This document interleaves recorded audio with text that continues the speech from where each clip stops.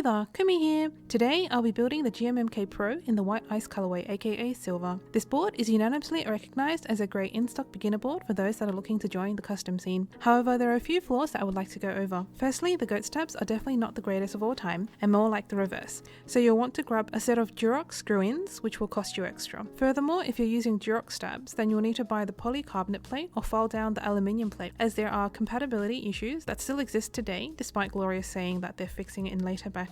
Next, the GMMK Pro is marketed as a gasket mounted board, which it indeed is. However, the gaskets are quite thin and the way the board is mounted basically makes them useless. This means the board is still quite stiff to type on without any of the flex that is expected of a gasket mount. Personally, I don't mind a stiff typing experience, but if you're here for the flex, then I would recommend the Keycaps Q1, which has a better gasket system. The last complaint is that the board sounds muted and basically makes all switches sound the same. I can't really comment on this as I'm culprit number 1 putting foam in and tape modding all the boards I get my hands on. Regardless, all things considered, it's a great board and I personally really like the way the GMMK Pro looks, so I'm planning on using it as my daily driver for the foreseeable future. Starting with the board, the outside is premium looking, chock full of branding and information, kind of makes me think of what you'd see on Razer packaging. After opening the box, you are greeted with a top foam and a high quality card that contains the link to the quick start guide. Underneath is a Glorious sticker and the well packaged board, which is sleeved in PE foam. The board has a nice heft to it and is definitely more silver than white. I personally really like the design of the slope and the accents the screw holes add to the front view. I actually even like the massive Glorious branding etched into the bottom, so this board is definitely a looker for me. Accessories wise, there are extra gaskets and screws, a braided USB cable that is color matched to your board, a generic keycap puller, and a generic switch puller, which I do not recommend using, and that's it. The switch of choice for this build are the Okomochi Switches, designed by Okonomiyaki and manufactured by JWK. These are a 5-pin tactile switch that comes with 67 gram spring stock. They are also pink, which is a plus in my books and is quite tactile, more so than the Boba U14s, but not as much as the Moyu Blacks. Here is the stock sound test. From the test, you'll notice that there is spring and leaf ping as well as modest scratchiness. Housing wise, there is slight north-south wobble. To try and rectify this, I have lubed the housing, including the leaf, and stem, including the legs, with Tribosis 3203, bag lubed the springs with Krytox 105G0, and filmed the switches with TX Thins. Here is the modded sound test. To disassemble, flip over the board and unscrew the 8 screws. Then remove the knob and the top cover. Next, lift up the plate and PCB from the bottom and carefully disconnect the data board. To separate the plate from the PCB, unscrew the 2 screws in the center, being careful of the standoffs that will come out when unscrewed. Next, flip it over and unscrew the 4 screws that are on the left and right side.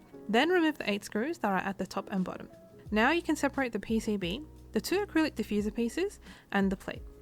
The PCB is hot swap with south-facing LEDs and supports 5-pin switches and screw-in stabilizers. You'll also notice there are LED nodes on the left and right side of the board which are responsible for the light that comes through the side slits. There are a couple of mods you can do to the board. The must-do for this board is swapping out the stabs. For whatever reason, they put sticky pads under them, which make them feel super awful to press down on. I personally always use Durock stabs, which unfortunately don't play well with the aluminium plate, and I don't have a metal filer, so I got the polycarbonate plate. The poly plate makes the typing experience less stiff, so that's a bonus. Note that I still enlarged the stab holes by clipping the plastic because there were still fit issues. Also, slight sidetrack here, but I decided to experiment with a thinner material on the Holy mods for my stabs, so let me know how you feel about the sound.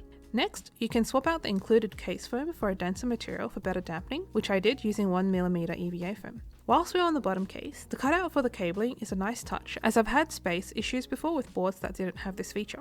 Moving on to the gaskets, I swapped out the stock ones for the D65 gaskets from KBD fans. The reasoning for this was that I wanted a better feeling board without the need for double/triple gaskets that makes the board rather hard to close. Next comes the usual PE foam and tape mod, and I replaced the stock plate foam with one that I made out of 3mm EVA foam.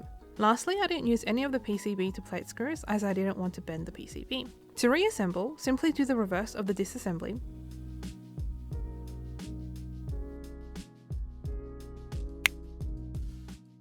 and complete the build by putting in the switches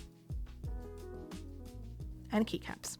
I paired my board with the Cherry Profile AKKO World Tour Tokyo keycaps. I really like the legending on this set, and the pink pairs surprisingly well with the light blue. Overall, I'm very happy with this board and the sound. To me, it's one of the best sounding beginner boards, so I guess I really like this kind of muted sound profile. The Okomochi Switches produce a fairly clean sound after modding and provide a nice punch of tactility. As always, any and all feedback is welcome, and I'll see you guys in 2 weeks. On to the typing test in 3, 2, 1.